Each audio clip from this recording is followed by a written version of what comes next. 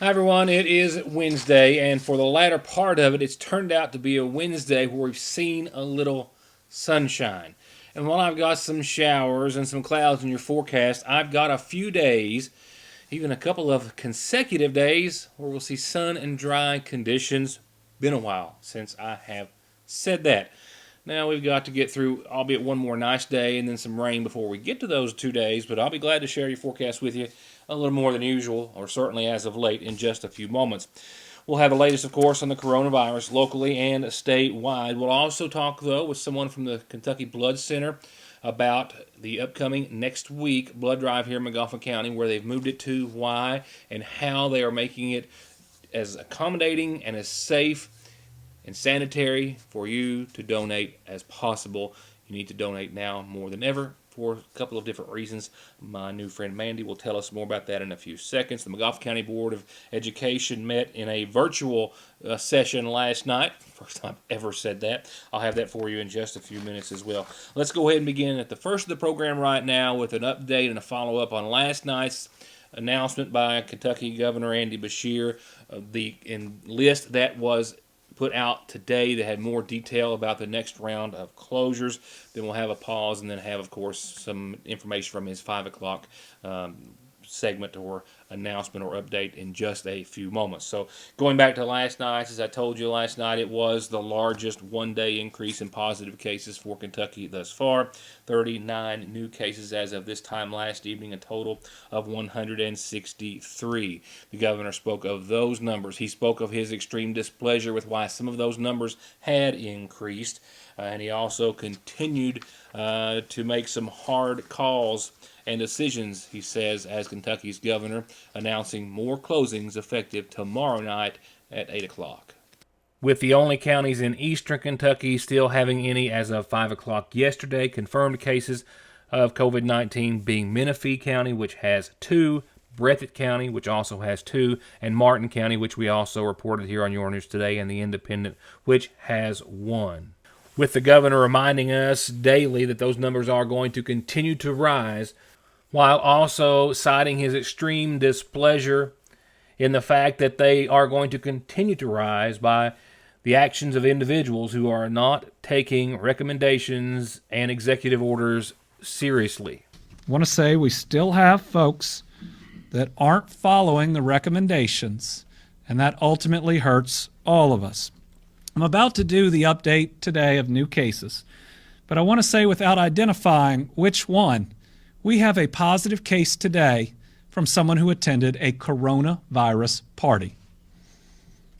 And this is the part where I, the person that tell everybody to be calm, have to remain calm myself. Because anyone who goes to something like this may think that they are indestructible, but it's someone else's loved one that they are going to hurt. We are battling for the health and even the lives of our parents and our grandparents. And don't be so callous as to intentionally go to something and expose yourself to something that can kill other people. We ought to be much better than that. Another significant announcement coming from yesterday's update was the closure of additional businesses in the Commonwealth. Another executive order underneath the Kentucky state of emergency saying that to help protect us from the spread of COVID-19. The governor is ordering, as of close of business tomorrow, that's tomorrow evening at 8 o'clock, only life-sustaining businesses to remain open. The rise in cases, and knowing that these next probably 2 weeks are going to be some of the most important, we are going to take a next step. So effective Thursday at 8 p.m., we're going to be asking all non-life-sustaining businesses to close to in-person traffic. We'll admit that a lot of businesses that are going to be under this order are going to be life-sustaining, and that a whole lot of our commerce that's out there is incredibly important to sustaining people's lives. But even for those that are going to be accepted under this order, we are going to mandate the type of social distance that we have to see out there to protect our people. Immediately following the announcement, I believe many others had some need for clarification as to exactly what businesses does this entail. An already existing executive order mandating that non-essential businesses close, but we're still being allowed to operate with either delivery or curbside services. This now an expansion of that. Essentially, a list out today gives us more insight into the list. The businesses allowed to remain open and considered life-sustaining retail, for example, hardware stores, electrical, plumbing, agriculture supply, medical products, supplies for first responders, healthcare workers, obviously, organizations that provide charitable and social services, businesses and religious and secular nonprofit organizations, food banks, shelter, social services, and the like, media permitted to stay open in all forms, gas stations, businesses needed for transportation, financial services, your banks allowed to, of course, stay open. No foot traffic allowed indoors of any Kentucky businesses at this time. Housing, buildings, and construction also allowed to stay open. Restaurants still staying open under the same previous executive order. Lobbies closed. It's either drive-through or carry out. Supplies for life-sustaining businesses, transportation-related, whether it be airlines, taxis, vehicle rentals, what have you. Home-based care services allowed to stay open. Professional services such as legal services, accounting services, all allowed to stay open. No one allowed inside businesses except for those who work there, who are employed there, and all of those encouraged to telework or work from home as much as possible. Hotels and motels allowed to stay open and function. Funeral services allowed to continue under the same restrictions that we have already been operating under here in Kentucky for the past several days. And also among the list of those able to stay open, firearm dealers, any business engaged in the lawful sale of firearms and ammunition must follow social distancing and hygiene guidance, but is allowed to stay open. The latest from this evening's announcement from the governor in just a few moments, just to give you a little perspective and reminder as to what Kentucky and other states are trying to avoid. Of course, New York City is just a much different animal, if you will, due to the dense population, the close proximity that all of those folks live and work in. But nevertheless, when you look at New York State as a whole, a state under an order by the governor to stay home, they are now putting in place temporary morgues. The state of New York has 30,000 positive cases of COVID-19, and so far they've documented and experienced 300 deaths. Now, keep into consideration that the entire nation has 60,000 cases, meaning New York has half of them, and the entire nation has so far seen 800 people die as a result of COVID-19, and New York has been the location of 300 of those United States residents. More on the state level in just a few moments. I do have some positive news coming from the city of Sagersville tonight, specifically McGoffin County Public Health Director Pete Shepard, just getting off the phone with the Department of Health a few moments ago before I sat down behind this desk. They confirmed to him that the most recent round of testing from McGoffin County from local healthcare providers so far have yielded all negative results. No positive cases here in McGoffin County as they continue to test a small number of individuals as are meeting the criteria, those tests being sent to the state and or other labs. And so far, all of those tests, as they are being sent in daily to the tune of 1, 2, 3, or whatever that number is, including the round of tests that came back today or results, have been negative. The water situation indeed was repaired by the Sagersville Waterworks that I reported to you on last night. That break near the Hornet Drive area caused from a slip very high up on the hill, which of course made its way down to the river and broke the intake line that feeds the water plant. Has since been repaired. That crisis has been averted, which was looking as though it might have been a mandated conservation or restriction for us all, but nevertheless they have made that repair and the water plant is running as should.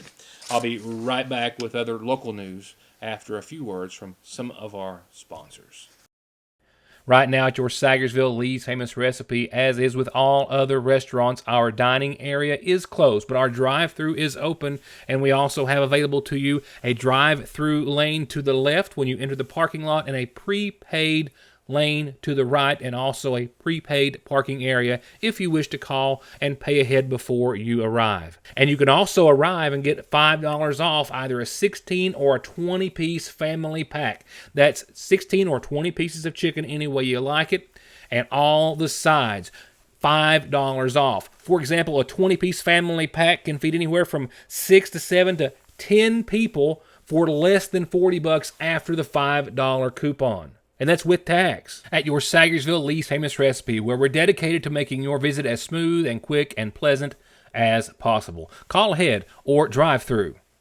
At work, we do a lot of live shows with crowds. I used to sit up there and not really know who was looking at me. I was finally tired of contacts and glasses, tired of paying for contacts, and I just decided I need to get these eyes fixed. Able Eyes was great. If someone asked me if they should get LASIK, I would absolutely recommend it. At first, like many people, I'm hesitant, but after going to Able Eyes and they walk me through it, I know that it's a quick and painless process, and I recommend going to Able Eyes. They were the best. Right now, you can take advantage of their lowest prices of the year at $1,800 per eye. At Sagersville National Bank, they know your house is much more than your home. It's an investment, and for many of us, the biggest we'll ever make. And whether it's for needed repairs and maintenance, or a new addition or renovation to give you some more room and more equity, let Sagersville National Bank deal with all the financial work and worry. Real and real competitive, hometown, homegrown, home improvement loans at Sagersville National. If your spring projects include gravel, rock, sand, or drainage pipe, your dollar will go farther at Tomahawk Feed and Farm Supply here in Sagersville. It's always in stock and ready for pickup and delivery. And now there's 2 locations for all of your feed and farm needs. Tomahawk has the region's largest inventory and lowest prices on all pet and livestock feed, gates, fencing, and everything your farm needs. In Sagersville off 114 at Red Light number 4, and in West Liberty on Liberty Road behind the Ford store. Tomahawk Feed and Farm Supply. Creekside Stitching and Feed is the place to go for all of your custom embroidery needs. Shirts, caps, jackets, and more. And they've got the best prices on value-packed dog food, blue ribbon beef mix, kickin' chicken, and shell and cracked corn. And premium quality gates, hay rings, and bunk feeders, plus metal carports and garages as low as $1,400 installed. For all of your embroidery, feed, and farm supplies, Creekside Stitching and Feed, 1 mile up Bear Branch off of Route 30. I'm Bill Tinker. I've spent the past 19 years defending insurance companies in car crashes, truck crashes, and slip and falls. Are you involved in a case like that? Is the insurance company giving you the runaround about your medical bills, your benefits, or your lost wages? Contact me at McFarland Tinker Law Office. With our combined experience of over 58 years, we're here ready to work for you.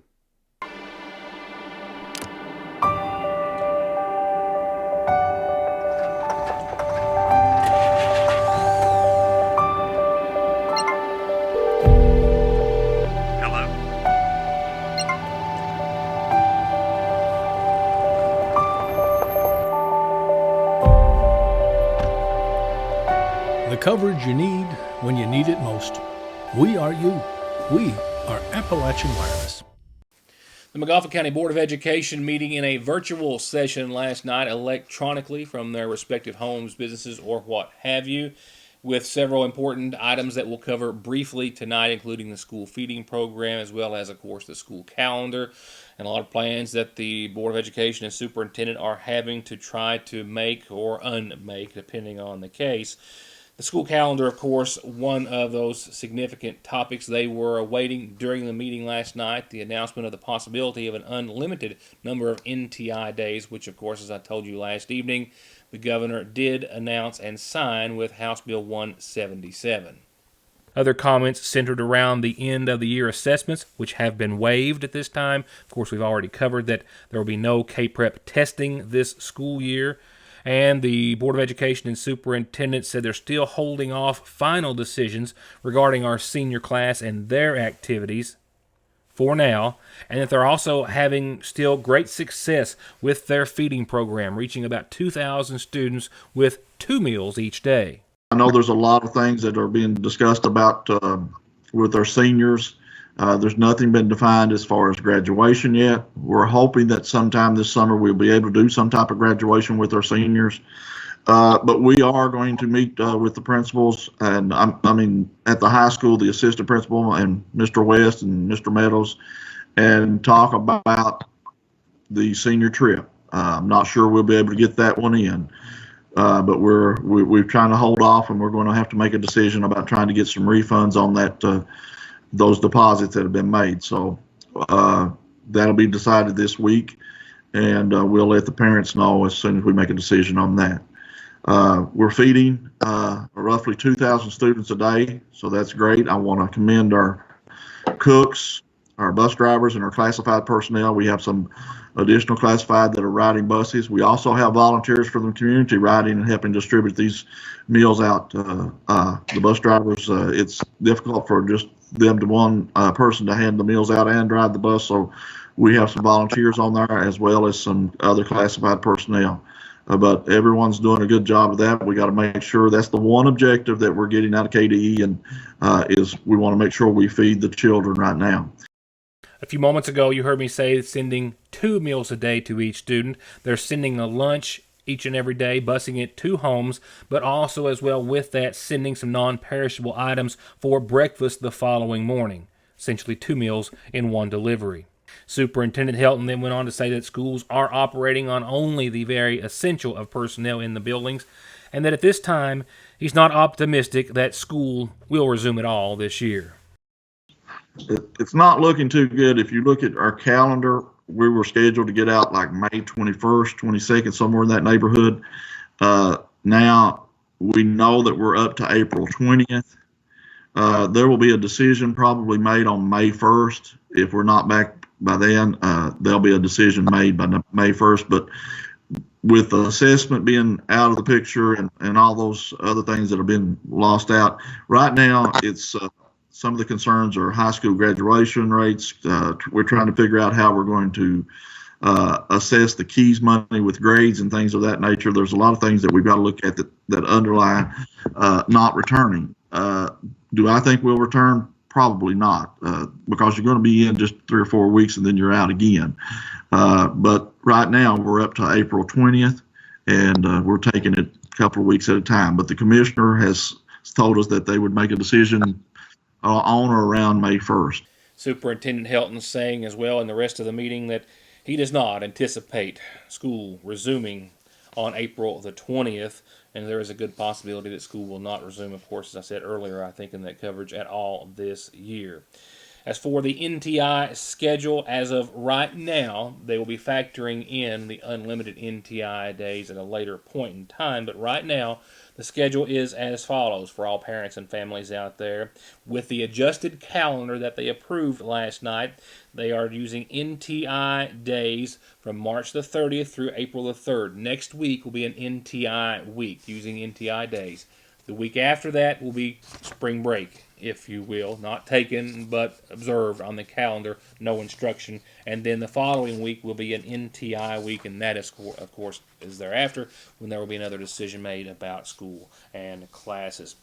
From also the superintendent, I spoke with him today in a follow-up. He wants to make sure that everyone understands that the summer feeding program, buses taking lunches, meals to students, has nothing to do with the Meals on Wheels program, which is ongoing but does not involve school buses or the school system. A little clarification, he said, needed after some phone calls earlier today. Also, Judge Executive Matt Wireman saying earlier today that he's getting a lot of calls about the county being shut down and the like, and that is indeed not the case.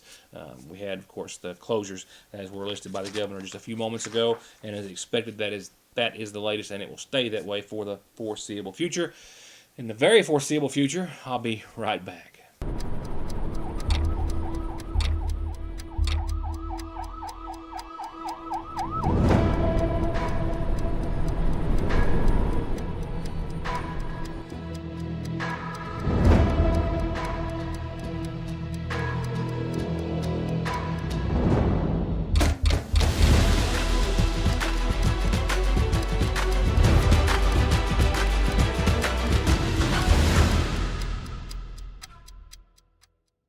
With decades of experience and happy customers all over Kentucky, All Pro Gutter Works and Construction is now proud to offer long-term and 0% financing on their home improvements and home construction. That's new windows and floors, new bathrooms and kitchens, new roofs, siding, decks and porches, new turnkey homes and offices, and of course, continuous guttering in 21 colors. Locally, family owned and operated, and waiting on your next project and phone call. All Pro Gutter Works. Magoffin County Heating, Cooling, and Refrigeration with professional, licensed, and certified commercial and residential service technicians that can maintain and repair all manufacturers with new and old installation and financing available. Serving Magoffin, Morgan, Lawrence, Martin, Johnson, Floyd, and Breathitt counties. Magoffin County Heating, Cooling, and Refrigeration. 349-1058 or 225-6779. A message from the Fraser's Prater Drug Store and Seasonal Shop families. Prater Drug wants you to know that you can now call, use Facebook, or use our Refill RX app to get your prescriptions refilled. And the drugstore also has designated curbside pickup parking in front of and behind the store. Simply call 349-3135. And at the Seasonal Shop, they're still posting new arrivals and taking orders with free shipping on most everything anywhere in the entire United States. And they're offering scheduled curbside pickup. Just call 349-3223. Fraser's Prater Drug Store and the Seasonal Shop says let's all do what we can to help and protect our neighbors and loved ones.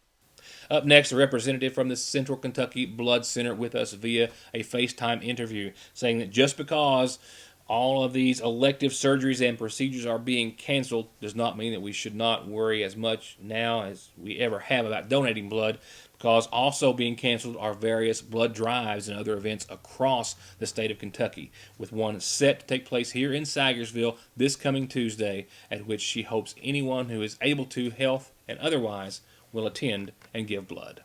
So, I would say you're right. We never enough people are donating blood, and I think it's 10% of Americans who could donate blood actually do on a regular basis. So we're always sort of up against that obstacle. I would tell you that in the last couple of weeks, we've canceled over 150 mobile blood drives, which we expected to bring in about 3,800 units of blood.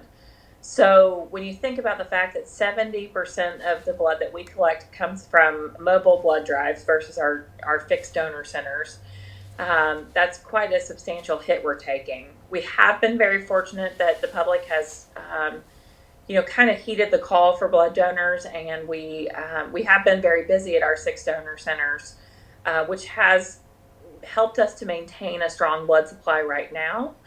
But we also are prepared for everything that is going on right now to continue long term. And so we need people to continue to donate blood because, we've canceled college drives through the rest of the school year, high school drives, until April 20th at least, but maybe even beyond that, depending upon where we are at that point. So a lot of our blood comes from those types of drives, and we need people who are able to get to the community drives that still exist to get out there and donate, but also if you're able to get to a donor center, that's another great option as well.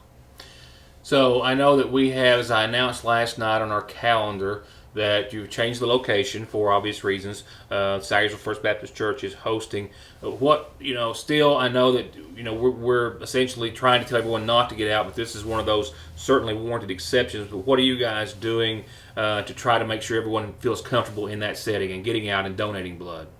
So absolutely. The first thing I think is what you said, the location change. Normally I think when we come to Sayersville, we're on a blood mobile, which is a great tool for us, obviously, to go out and collect blood on a normal basis, but it's really hard to maintain social distancing on our blood buses and process what we believe to be an adequate amount of donors. And so looking for places in the communities where we normally go with the blood mobile, where we can spread out a little bit more and maintain that social distancing. We are encouraging all donors to make appointments to every drive or donor center. That way we're able to maintain the right amount of people in a facility at the same time. Another thing donors can do to limit the amount of time they're at the blood drive is to go online on the day of their donation to kybloodcenter.org and complete a quick pass. And that's essentially just doing all those health history questionnaires, questions. You do that online on your tablet, your phone, your computer, and then it will send you your own barcode. And when you get to the drive, they scan your barcode, and it just takes that step out of the process. And so you should be at the drive for less time if you have completed a quick pass. So in addition to that, we are regulated by the FDA, and we're very clean and considerate in all of our operations all the time, but we're taking those extra steps that everyone is right now, wiping down every surface between donors, trying to make as few people interacting with each donor as possible, again, maintaining social distancing.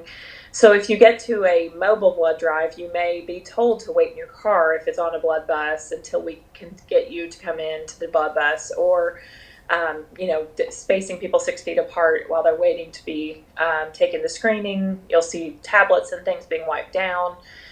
So just lots of different things that we're doing to make sure that people feel safe coming out to donate blood, because it is safe to donate blood and it's critical all the time.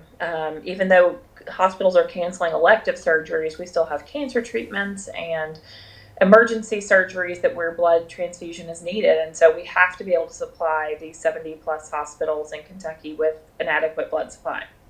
Mandy also stresses they only want healthy donors. If you are sick, if you feel a little sick, don't come, don't donate. And of course, if you've been in contact with anyone who has been sick, flu-wise or COVID-19-wise, of course, they would strongly suggest and urge you to stay home as well. There will be a quick health screening when you get there. They'll make sure that you have a safe place to wait, either in your car or otherwise, and then they will, of course, make sure that you can donate your blood safely and securely and possibly save someone's life as a result. Here's tonight's calendar. More from the governor in just a few moments. Right now, a few reminders on tonight's McGoffin Farm Bureau community calendar. First, some clarification as I got from Mayor Pete Shepard earlier today. As I've been announcing, the McGoffin County Spring Cleanup Campaign is ongoing this week for residents who vote in District 2. Next week, it's District 1. The following week, of April the 27th through May the 1st, it's for District 3 residents in McGoffin County. The Sagersville City-wide cleanup campaign is ongoing throughout all of those 3 weeks. So Sagersville residents can put those items out there that you can't normally put out, everything but hazardous waste and construction debris, paint and household waste, everything else, even tires, you can put out and will be collected by the city throughout any of those weeks. And once again, District 2 this week, District 1 next week, District 3 the following week. And real quickly, there's your voting districts in case you need a little reminder, as we all do sometimes, I think. The red or pink is District 1. District 2 indicated in the blue, and District 3 in the green. And remember, if you have an announcement for your church, group, nonprofit organization, it will be right at home on our calendar. Just tell me any way you can. And of course, that includes birthdays and anniversaries nightly, too.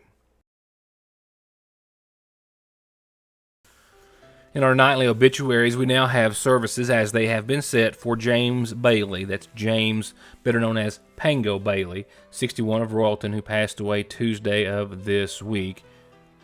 He's survived by his wife, Janice Rife Bailey, and brothers Robert Shepard and Lacey Bailey, and one sister, Kathy Bailey, with a host of nieces and nephews as well. He's preceded in death by one son, Amos Joshua Bailey. A private graveside service for immediate family, as per the accordance with the mandate issued by the governor's office and the state, will be held this Friday from the Nelson Allen Cemetery at Gunlock.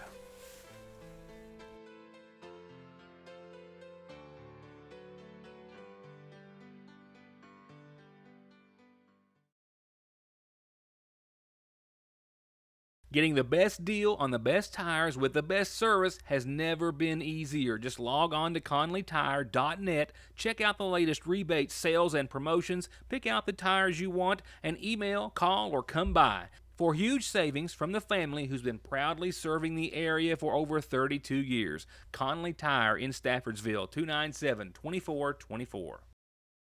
Come to Parkway Pharmacy in Sagersville and get your prescriptions filled, your over-the-counter medications, and immune system boosters, all from the safety and comfort of your own vehicle, either in their drive-thru or with their new curbside service. You can also call ahead or just download the MyGNP app, that's Good Neighbor Pharmacy, and refill and manage your prescriptions right from your device, helping you and yours stay healthy and safe. Parkway Pharmacy in Sagersville, 349-4400. Need an oil change? Are your brakes shot? Are you ready to turn the wick up on your diesel or lift up and accessorize your 4x4? Or get that dent fixed once and for all? Then call the professionals at Black Smoke Performance for all of your maintenance needs and auto body repair, from insurance collisions to full restoration projects. Black Smoke Performance on May Drive in Dixie of Sagersville, 349-8785. Now for an update on tonight's most recent update, the 5 a.m. show with Andy.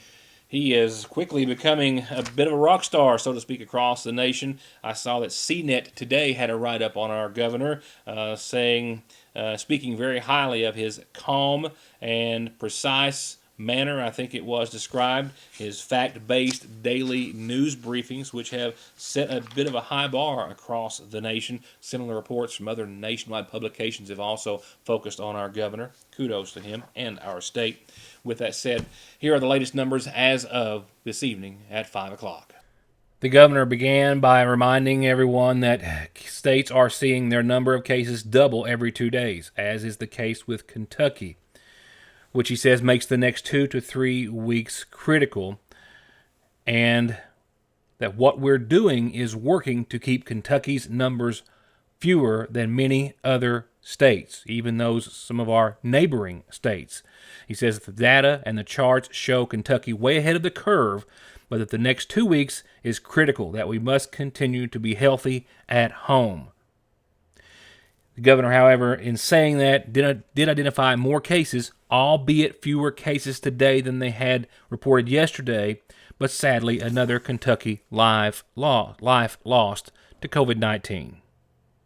It's hard to think that there's some good and some real tough news in this.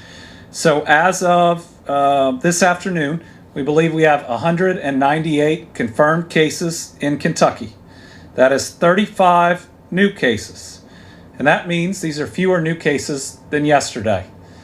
And we're probably one of the only states right now that has been able to give a report where we have had a day that is less than the day before. But we expect there to be new cases each and every day. We are sad to report today that we have our 5th death here in Kentucky. That is a 75-year-old male from Jefferson County.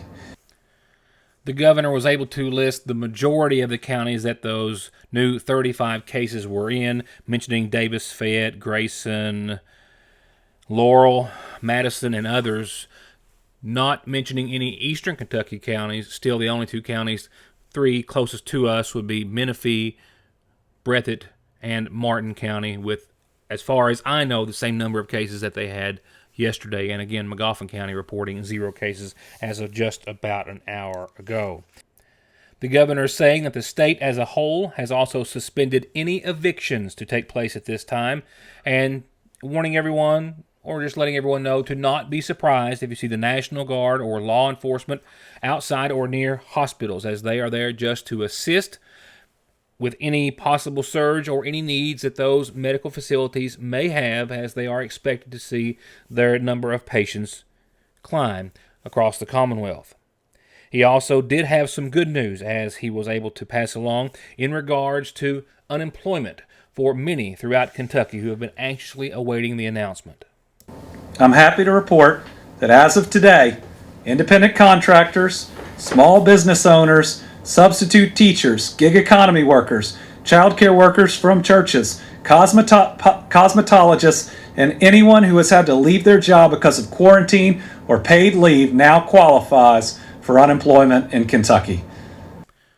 Certainly good news. The governor also saying that he, like most everyone else, is still awaiting the final details on the stimulus package, which has been approved to go before a final vote today or this evening. $4 trillion in national support, but $2 trillion making its way down to many Americans, seeing what has been approved in that stimulus: $1,200 checks for each adult under $75,000 a year in income, $500 per child, about $3,000 for the average family, as well as increasing the maximum state unemployment benefit by $600 a week. That's in addition to what you would normally receive for up to 4 months. Unemployment benefits also in that national stimulus package would also be extended to those who are typically not qualified, which the governor, of course, just referred to: freelancers, independent contractors, and the like. Also under that federal stimulus package, those nearing the end of your unemployment timetable would have the time period extended by 13 weeks from 26 weeks to 39 weeks. And again, benefits going up an additional $600 a week until July.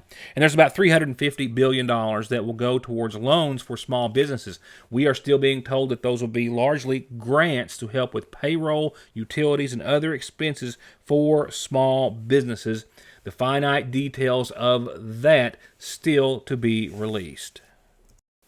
With that, here's tonight's forecast, which, as I alluded to earlier, has a little more sun in it than we've had in some time.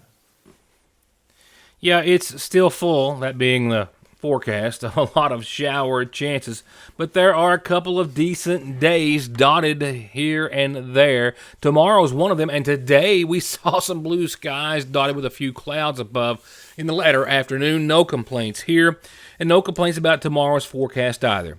Tonight, 44, mostly clear and a calm wind. A really nice end to your Wednesday by comparison, certainly. Tomorrow, mid-70s, sunny skies, and technically no rain for your Thursday. I say technically because during the overnight, 3 or 4 Friday morning, shower chances roll back in. But for your Thursday, hold on to that. 75, sunny, and a southwesterly wind 5 to 15 miles per hour at times. A really nice Thursday that is really short-lived. By around 3 or 4 o'clock that morning, winds will continue and then continue into your Friday out of the southwest, 6 to 18, maybe 20 miles per hour. Shower chances as well early Friday morning and throughout the rest of your Friday to the tune of about 40% pretty much across the board Friday.